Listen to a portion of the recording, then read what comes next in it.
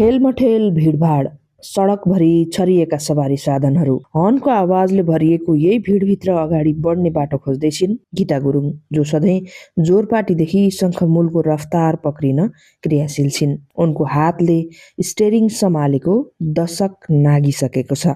स्टेरिङसँगै उनले घर खर्च, सन्तानको भविष्य र परिवारको जिम्मेवारी पनि सम्हालिरहेकी छिन्।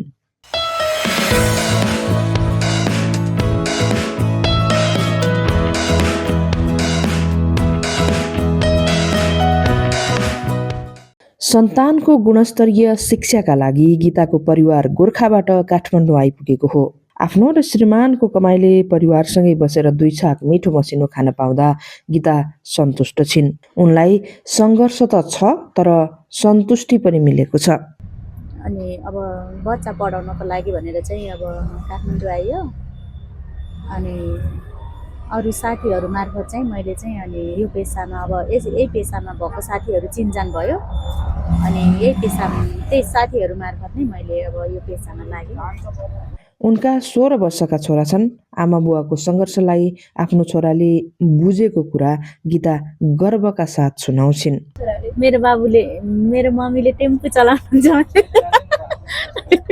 मेरो मम्मीले टेम्पो चलाउनुहुन्छ भन्दै साथीहरूलाई सुनाउँदै टेम्पो चलाएर पनि आफ्नो सन्तानको भविष्य बनाइसक्नु भएको छ, अझै बन्ने क्रममा छ। कस्तो लाग्छ दिदी? अब यहाँसम्म आउँदाखेरि अब यही गरेर नै, यही पेसामा लागेर नै बाबुले अब त्यहाँसम्म पढाएँ। अब कुनै अवसर पाएदेखि अलिक माथि, अलिक ठुलो गाडीतिर अब कुनै अवसर पायो भने, अब महिलाहरूले अवसर पायो भने जे पनि गर्न तयार छन् भन्ने आफ्नो त्यो देखाउन चाहन्छु। महिला भएकै कारण गीताले टेम्पो चलाउँदा पटक पटक अपमान र असहज व्यवहार भोग्नुपर्छ। कहिलेकाहीँ ग्राहकबाटै असुरक्षित महसुस गर्छिन् उनी। अलिकति अप्ठ्यारो चाहिँ अब लेडिजहरू बस्नुपर्ने ठाउँमा चाहिँ अगाडि जेन्ट्सहरू नै आइदिनुहुन्छ।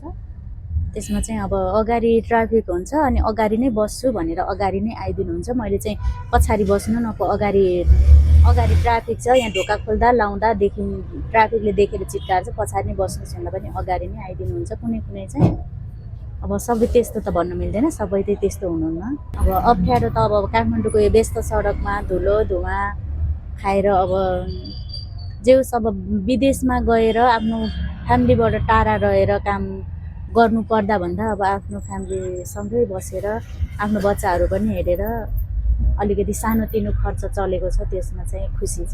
सडकमा सानो गल्ती हुँदा पनि महिला भएकै कारण तुच्छ शब्द प्रयोग गर्ने सवारी चालकहरू पनि कम भेटिँदैनन्, तर गीता रोकिन्नन्। कहिलेकाहीँ अब मिस्टेक, अब बाटोमा हिँड्दै गर्दाखेरि काम गरेपछि नै गल्ती हुने हो। कहिलेकाहीँ अब गल्ती हुन्छ। अब गल्ती भएको ठाउँमा चाहिँ कसैले नराम्रो शब्द बोलिदिनुहुन्छ, त्यसमा चाहिँ दुःख लाग्छ।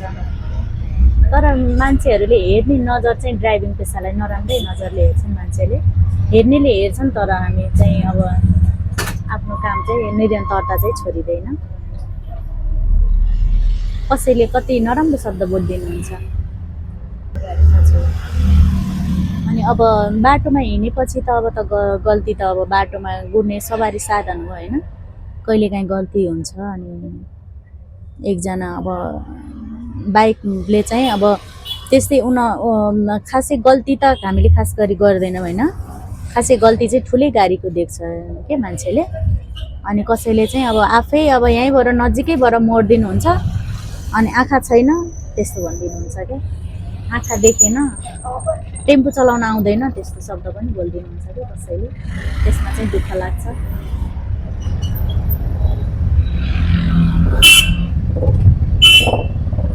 अरू त खासै अब म बोल्दिनँ म जवाफै फर्काउँदिनँ। गीता टेम्पो चालिका मात्रै होइनन्, हजारौं महिलाहरूका लागि प्रेरणाकी स्रोत पनि बनेकी छिन्। महिलाले पनि सवारी चलाएर घर खर्च धान्न सक्छन् भन्ने सिकाएकी छिन् उनले। यो क्षेत्रमा लाग्ने महिलाहरू चाहिँ एकल महिला हुनुहुन्छ। महिलाहरूले नि एउटा नारीले चाह्यो भने, महिलाले चाह्यो भने बच्चाको शिक्षा दीक्षा लिएर पालन पोषण पनि गर्नलाई सकिन्छ। तर अब सबै धेरै नै त भन्न मिल्दैन। अब सबै कुरा अब पैसाले त कसैलाई कहिले पनि पुग्दैन। सानो खर्च अब सानो आम्दानी छ भने सानै खर्चले बच्चा पढाउन अब पालन पोषण गर्न सकिन्छ।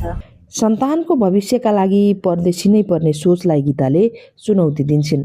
म चाहिँ लास्टमा के भन्न चाहन्छु भने प्रत्येक महिलाहरू सिकौँ, आत्मनिर्भर बनाऊ, आफ्नै नेपालमा केही गरी खाऊँ, आफ्नो बालबच्चाबाट टाढा नबसौँ, आफ्नो बालबच्चासँगै बसेर पनि केही गरेर खान सकिन्छ। सानोतिनो जस्तो आम्दानी गरेको छौँ त्यस्तै खर्च गरेर अब घर व्यवहार चलाउन सकिन्छ। आफ्नो बच्चाको लागि अब बालबच्चा नै पढाउनको लागि अब बाहिरै जानुपर्छ भन्ने छैन। प्रत्येक महिलाहरूले सिकौँ, आत्मनिर्भर बनाऊ, त्यही भन्न चाहन्छु। उनको विश्वास छ नेपालमै बसेर पनि सिप र श्रमको सदुपयोग गर्न सके जीवन सजिलै चलाउन सकिन्छ।